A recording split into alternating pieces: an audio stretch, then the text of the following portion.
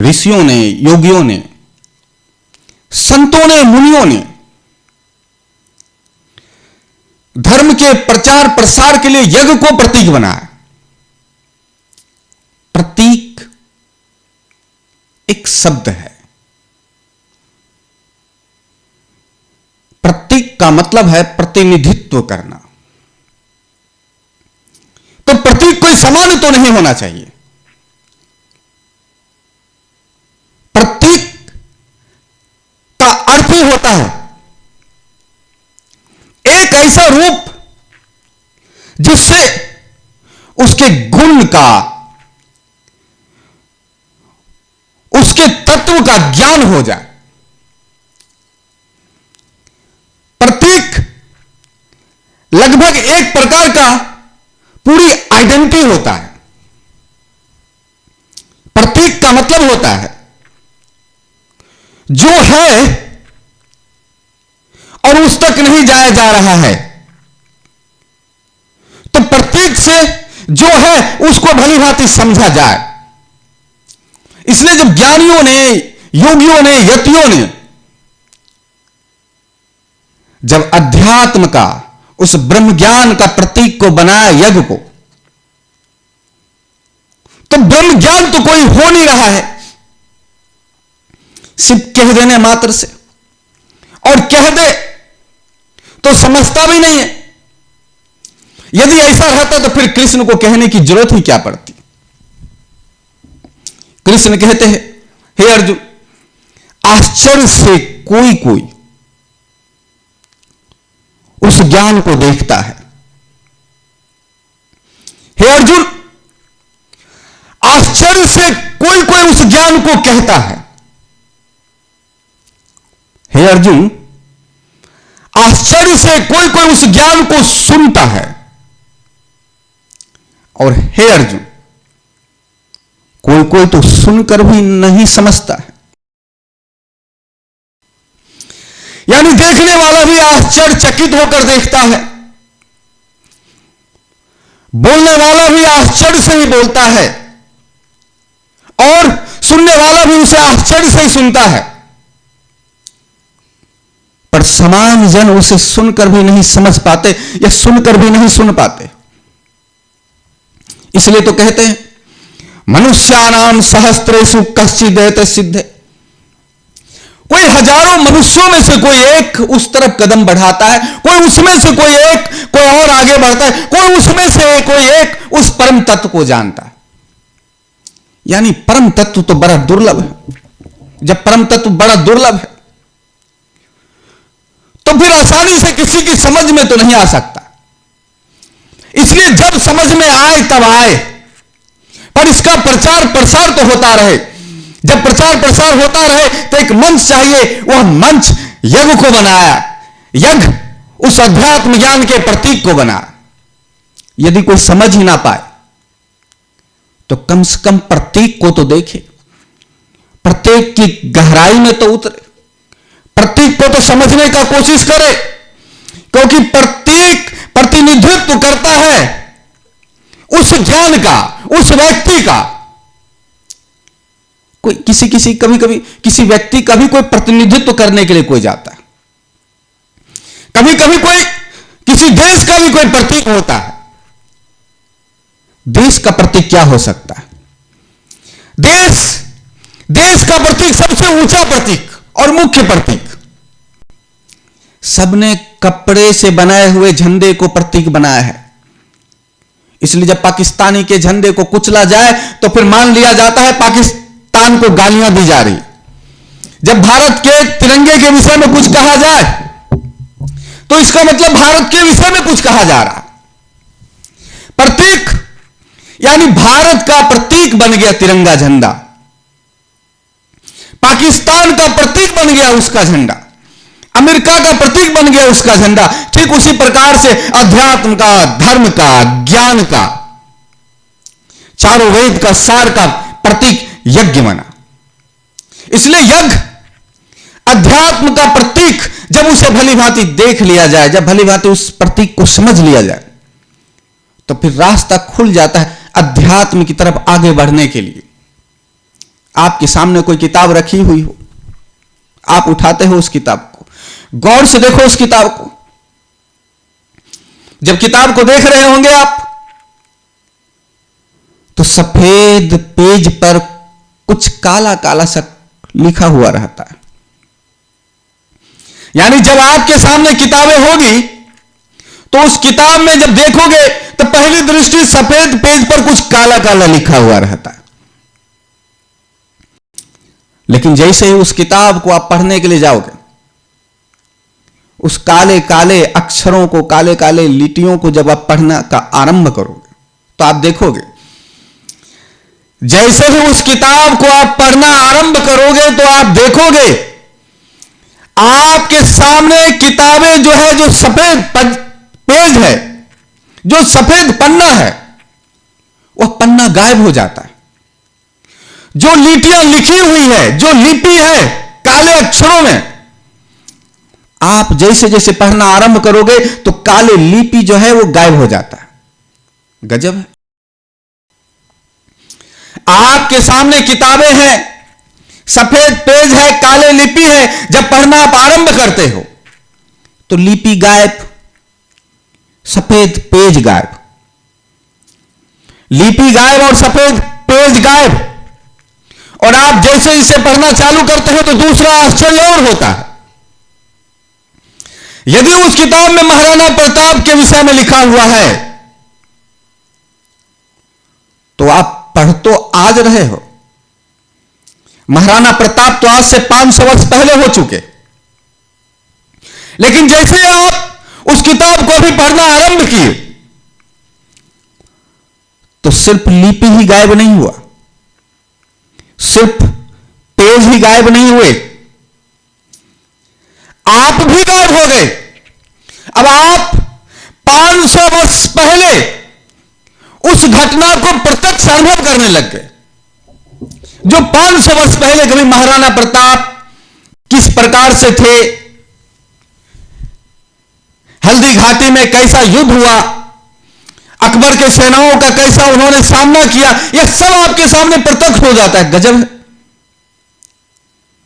500 वर्ष पहले का घटना को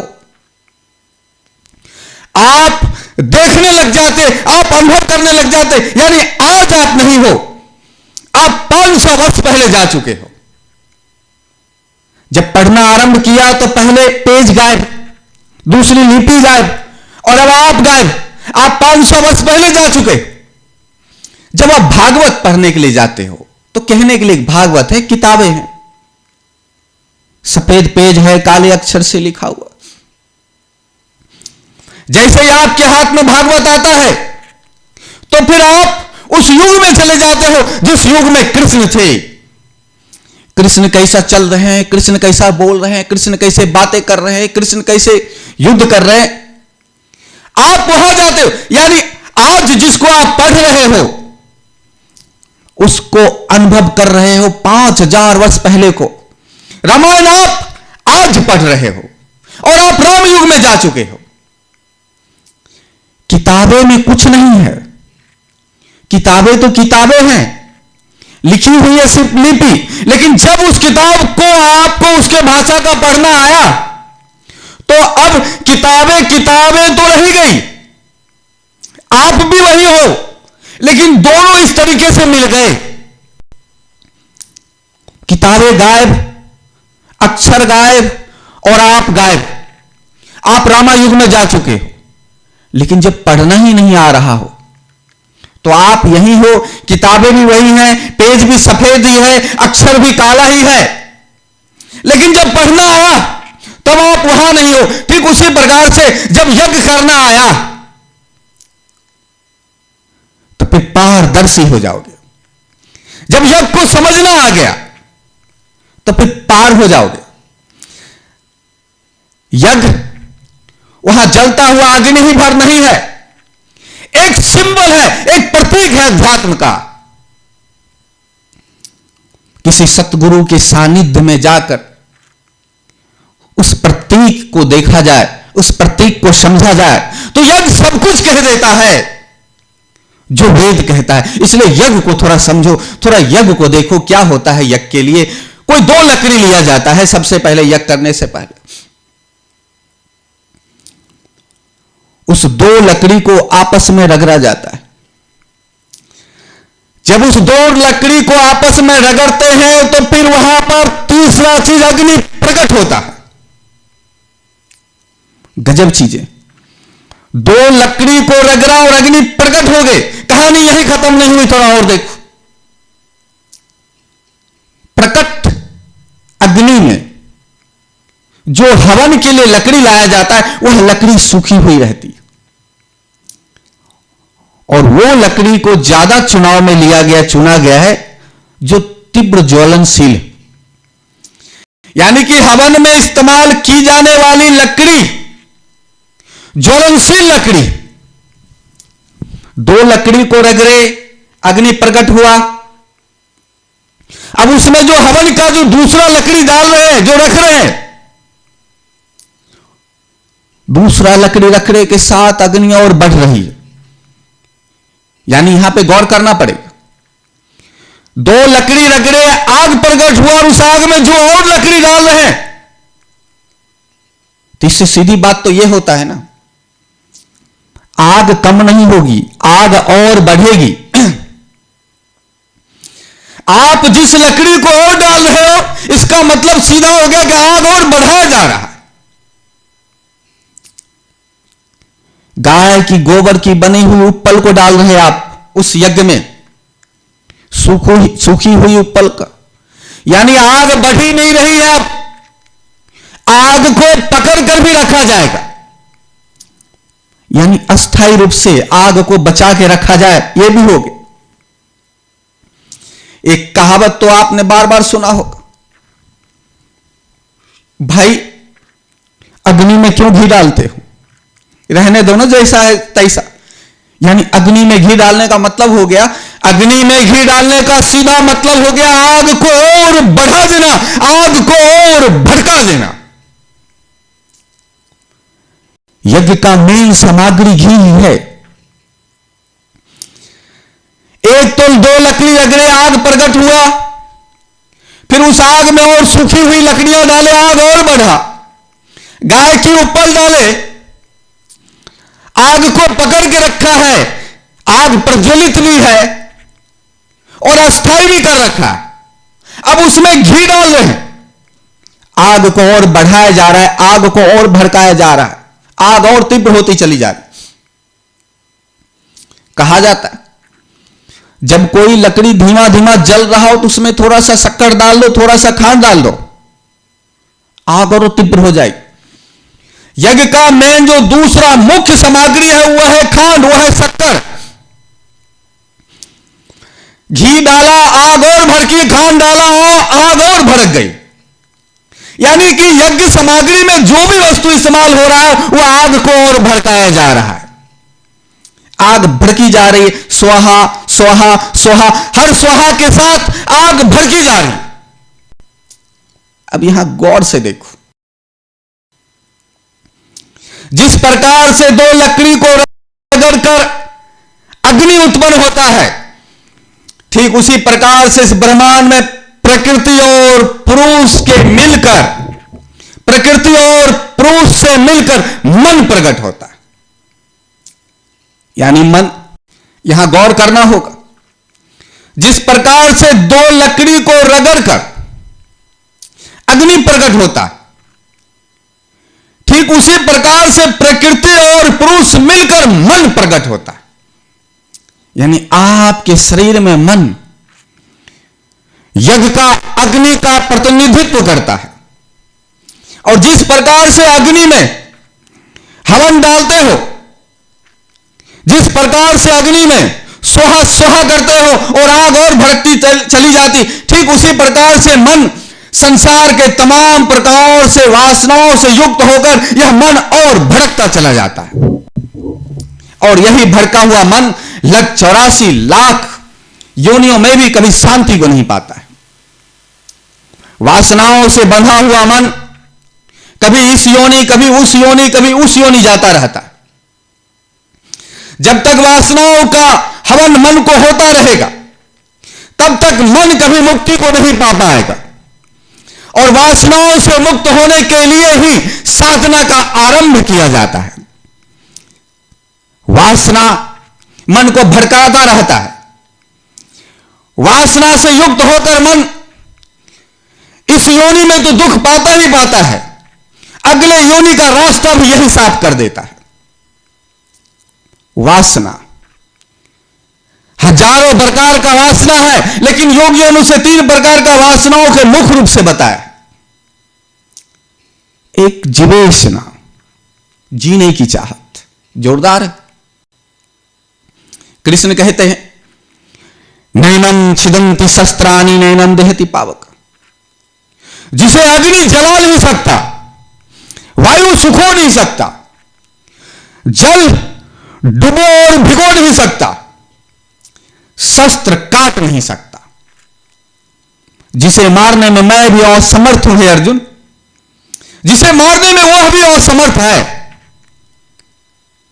फिर भी मृत्यु का भय, मैं कहीं मर ना जाऊं, इसी को जीवेशना कहते हैं, यानी जीने की चाहत। ज्ञानी जन कहते हैं मृत्यु होता ही नहीं है, योगी जन कहते हैं मृत्यु है नहीं। कृष्ण कहते हैं उस अजर अमर शाश्वत आत्मा को मारने का, मिटने का कोई उपाय नहीं, क्योंकि मारा उसे जाता है जो जन्म लिया हो, मिटाया उसे जाता है जो उत्पन्न हुआ हो, विनाश उसका किया जाता है जिसका निर्माण हुआ हो। पर यह अजर अमर शाश्वत सनातन आत्मा को ना मारने का कोई उपाय है, ना पैदा करने का कोई उपाय। फिर भी जीवेशना, जीने की चाहत तो किस में हो सकता है? मन में ही, क्योंकि मन को पता नहीं है पार की बात है। अग्नि को यह पता नहीं है कि जब हवन सामग्री का स्वाहा स्वाहा करना बंद हो जाएगा तो अग्नि भी बंद हो जाएगी, अग्नि को पता नहीं, इसलिए अग्नि भड़की हुई रहती।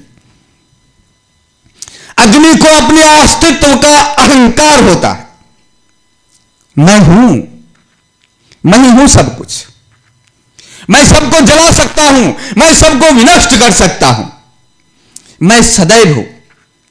लेकिन अग्नि सदैव नहीं है। अग्नि को जब तक हवन का सामग्री ना डाला जाए, जब तक सूखी लकड़ियां ना मिले, अग्नि प्रज्वलित नहीं रह सकती है।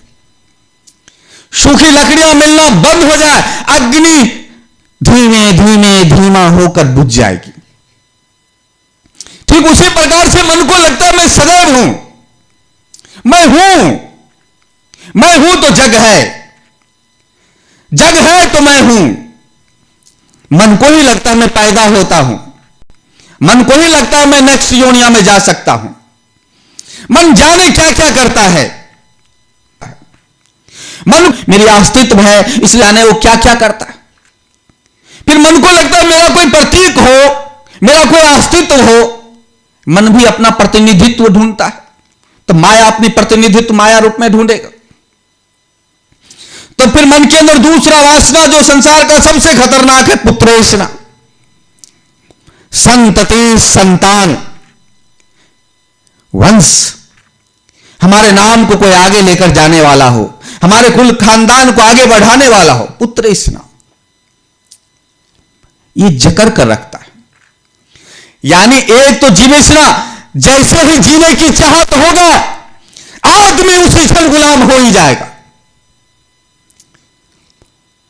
मृत्यु से प्रेम जिसे हो जाए, मृत्यु के सानिध्यत्व का जिसका आनंद को पता चल जाए, जिसे मरना आ जाए, उसके सामने दुख कभी पैर पसार ही नहीं सकती है। कहते हैं ना, कायर हर दिन 1000 बार मरता है, वीर बहादुर जिंदगी में एक बार मरता है। एक बार, यानी कि मृत्यु आनी है तो आनी है। जिस रूप में आए, मृत्यु का हर रूप भयानक ही होता है।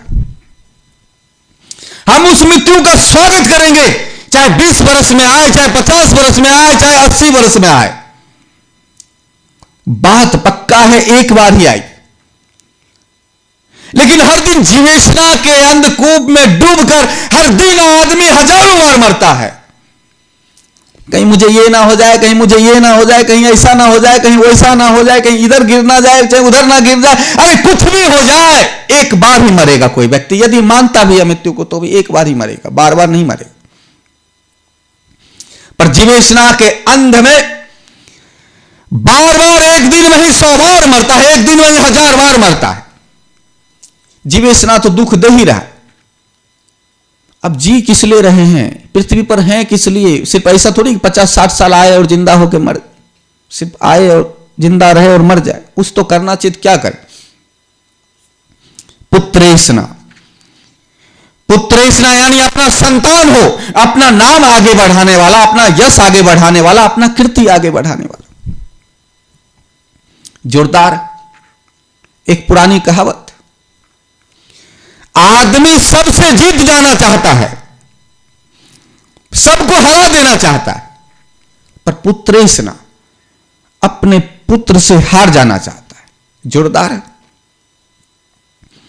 आदमी सोचता है पूरे दुनिया में मेरा नाम हो, पर पुत्र के सामने में उल्टा हो जाता। जब कहीं जाओ तो पुत्र के नाम से यदि पुकार आ जाए, देखो अमुक के पिताजी, तो बाप को बहुत गर्व होता है, सीना चौड़ा हो जाता है। तो जीवेशना तो दलदल में डाल ही रखा है। पुत्रेशना यानी संतान की वासना, संतान की वासना भी ये भटकाता रहता है। अभी जीवेशना शांत भी नहीं है, उत्पात किए जा रहा है। पुत्रेशना शांत भी नहीं है, उत्पात किए। धनेशना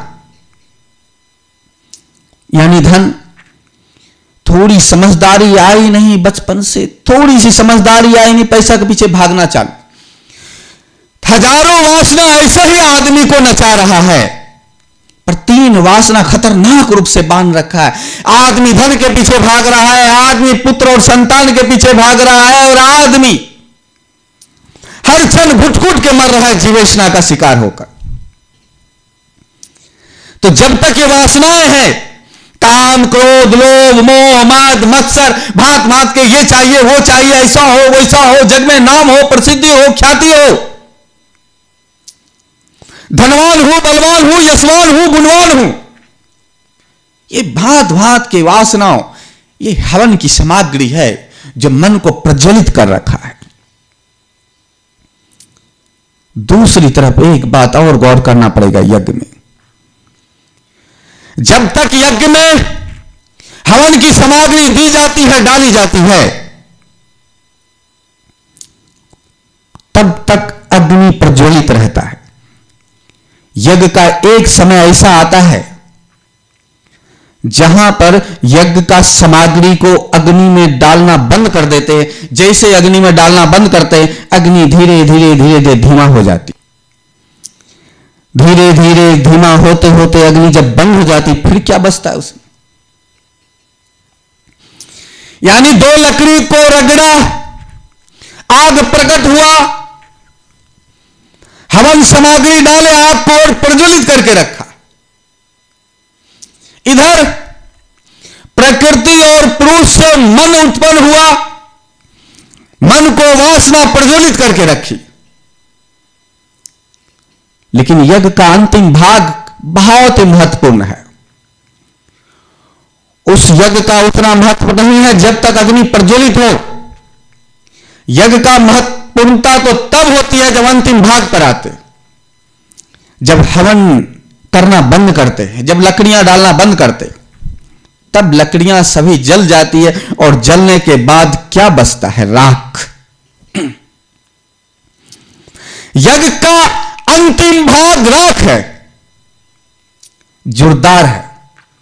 राख, उस राख को श्रद्धावान श्रद्धाजन लोग लेते हैं और सिर से लगाते। यहां यह देखना है, जब तक यज्ञ हो रहा है तब तक सिर से नहीं लगाया गया। यज्ञ के समाप्ति के बाद बचे हुए राख को सिर से लगाते, यानी उस राख को विभूति कहते। विभूति मतलब महान वस्तु। गीता के 10वें अध्याय में विभूति अध्याय के नाम से प्रसिद्ध। जो श्रेष्ठ हो उसे विभूति कहते हैं। जो उच्च कैटेगरी पर हो, यानी यज्ञ का सबसे श्रेष्ठ विभूति राख सिर पे लगाया जाता है। उस राख को नमन किया जाता है, उस राख को आलिंगन किया जाता है, उस राख को पूरे शरीर पर लगाया जाता है, उस राख को लेकर छिड़काव करते हैं जगह जगह। राख, ऐसी राख। वह राख क्या है? अग्नि, लकड़ी को रगड़ के अग्नि प्रकट किया, हवन किया, अग्नि जला, बचा क्या? राख। राख को क्या क्या किया जा सकता है? राख को ना जलाया जा सकता है, ना राख को फिर उत्पन्न किया जा सकता है। यानी जिस बीज को जला दो वह बीज फिर जन्म भी नहीं होता। जन्म वही बीज लेता है जो जला ना हो। इसलिए जो जल गया हो फिर वह जन्म नहीं लेगा। इसलिए राख उस अध्यात्म का प्रतिनिधित्व कर रहा है। राख साक्षात संसार के सार के विषय में बताया जा रहा है कि देखो भाई, कुछ भी करो, एक दिन ये संसार राख हो जाने वाला। देखो भाई, कुछ भी करो, कितना भी अकड़ कर चलो, एक दिन ये पंच तत्व का शरीर भी तुम्हारा राख हो जाएगा। किसी काम के नहीं रहोगे, राख हो जाए। जो किसी काम का ना रहे वो राख, जिसका कोई काम ना आवे वो राख। यह संसार का सार राख।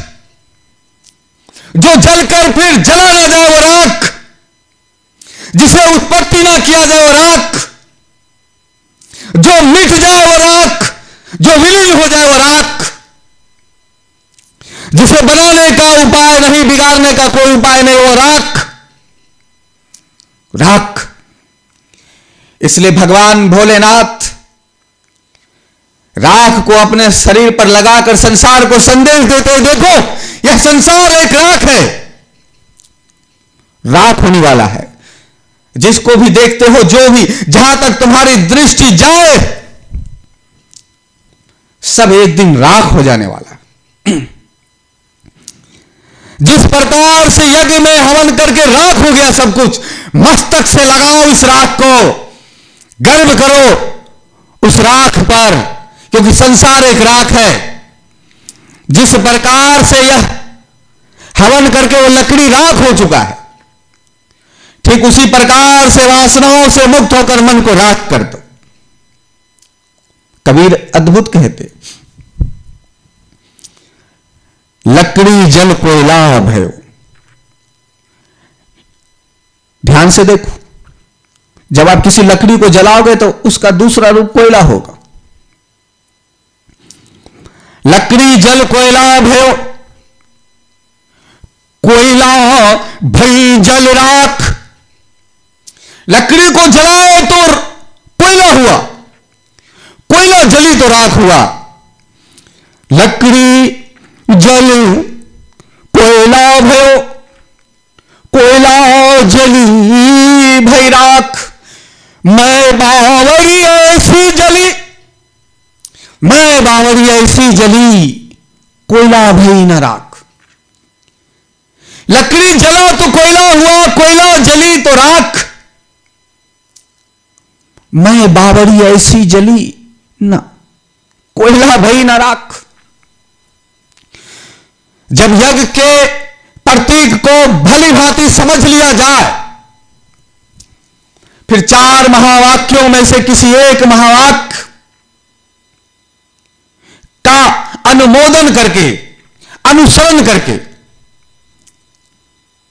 ऋषियों के ज्ञान का अनुसरण करके, उनके पद चिन्हों पर चलकर अध्यात्म की गहराई में उतरकर जब उस परम पद को प्राप्त करते हैं, जिस प्रकार से हवन करना बंद किया, लकड़ी जल कोयला भई, कोयला भई जल राख, राख हो गया। ठीक उसी प्रकार से मन को यदि वासनाओं से दूर कर दे, या तो फिर वासनाओं से मन को दूर कर दे, तो मन भी राख हो जाएगा। वासनाओं से जब दूर करे मन को तो मन राख हो जाएगा। लेकिन जब तक वासनाओं से युक्त है मन, तब तक मन राख नहीं होगा, तब तक मन जिंदा रहेगा, अग्नि की तरह भड़कती रहेगी, प्रज्वलित रहेगी। इसलिए साधना का कुल उद्देश्य इतना भर है, मनोरंजन नहीं, मनोनाश। साधना का सिर्फ एक ही सार है, यह लकड़ी जल कोयला भई, कोयला भई जल राख। मन राख हो जाए, मन मिट जाए, मन मर जाए। कहते ना कभी, माया मरी ना मन मरा, मर मर गया शरीर। माया भी जस के तस रह गया, शरीर बार बार मरता रहा, पर मन जस के तस रह गया। माया मरी ना मन मरा, मन जस के तस रहा, वासना भी जस के तस रहे। बेचारा पंच तत्व के शरीर ही बार बार मरता रहा।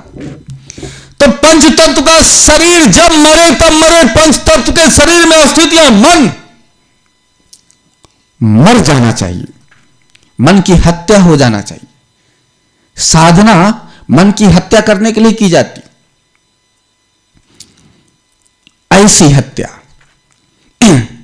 ऐसा जलाया जाए, ऐसा मारा जाए कि राख हो जाए, यह फिर उत्पन्न ही ना हो।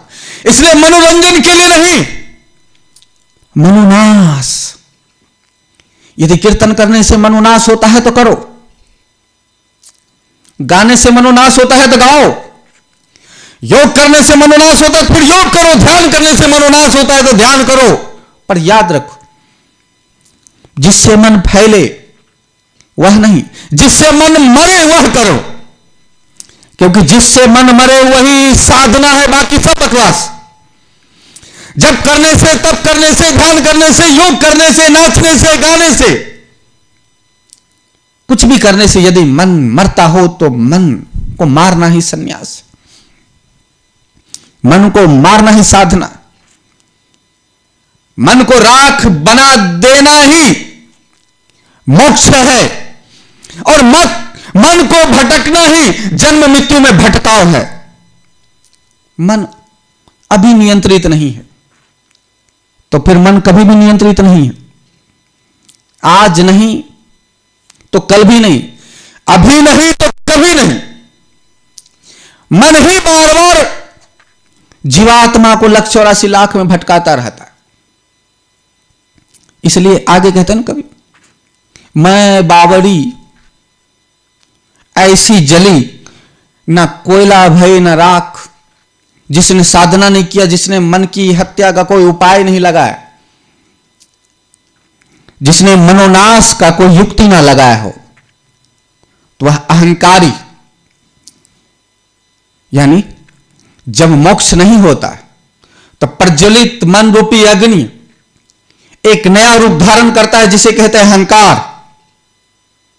और अहंकार यह आदमी हर बात पे कहेगा मैं ये हूं, मैं वो हूं, मैं वो हूं। तो अहंकार जब तक है, इसलिए कबीर फिर कहते मैं बावड़ी ऐसी जली, मैं बावड़ी ऐसी जली। अहंकार ना साधना कर पाए, ना कुछ कर पाए, जन्म जन्म भटकते रह गए और फिर भी अहंकार को पाल के रख लिया। जीवन का सबसे परम उद्देश्य अपने को माया से बचाकर ब्रह्म में लीन कर लेना। जीवन का परम उद्देश्य उस सत्य सनातन को जान लेना। जीवन का वह उद्देश्य नहीं कि भोग विलास कर लेना। जीवन का वह उद्देश्य नहीं कि माया में इस पृथ्वी पर पड़े हुए कुछ वस्तुओं को एकत्रित करते रहना, संग्रह करते रहना। जो संग्रह करता रहता है उसकी अग्नि प्रज्वलित ही रहती है। मन रूपी अग्नि धो धो करके चारों तरफ फैला हुआ रहता है और अहंकार उसका 7वां आसमान पे बढ़ता चला जाता है। इसलिए मैं बावड़ी ऐसी जली, अहंकारी व्यक्ति ऐसा जलता रहता है, ना कोयला भई ना राख, ना वो कोयला हो पाता है ना राख ही हो पाता है, ना वह इस संसार में ही सुख से जी पाता है, ना उस संसार का ही आनंद ले पाता है, ना प्रकृति में वो ठीक से जी पाता है, ना पुरुष का साक्षात्कार कर पाता है, ना पंच तत्व से बना हुआ मलमूत्र के ढांचे से ये युक्त या शरीर का ही वह आनंद भोग पाता है, ना ही यह पंच तत्व से पार जो पार ब्रह्म परमेश्वर का अंश ब्रह्म है उसमें अस्थित हो पाता है। मैं बावड़ी ऐसी जली, अहंकारी व्यक्ति ऐसा जलता है, ना कोयला होता है ना राख होता है, वह सदैव जलता रहता है। सदैव जलने का मतलब पुनरपि जन्मम पुनरपि मरणम पुनरपि जननी जठरे शयनम। वो बार बार जन्म लेता है, बार बार मरता है। जो बार बार जन्म लेता है वो बार बार मां के गर्भ के प्रचंड मलमूत्र के गुफाओं में बार बार जाता है। बार बार जन्म, बार बार मरण, बार बार जन्म, बार बार उस मलमूत्र के गुफाओं में, जिसे गर्भगृह कहते, गर्भगृह में बार बार जाना। तो मैं बावड़ी ऐसी जली, ना कोयला भई ना राख, ना कोयला हो पाए ना राख हो पाए। क्या हुआ? कभी इस जन्म कभी उस जन्म, कभी यहां गिरा कभी वहां गिरा, कभी यहां मरे कभी वहां मरे। ना संसार को ही सुख भोग पाए, ना संसार के पार का ही सुख जा पाए। इसलिए ऋषियों ने धर्म के प्रचार प्रसार के लिए यज्ञ को प्रतीक बनाया।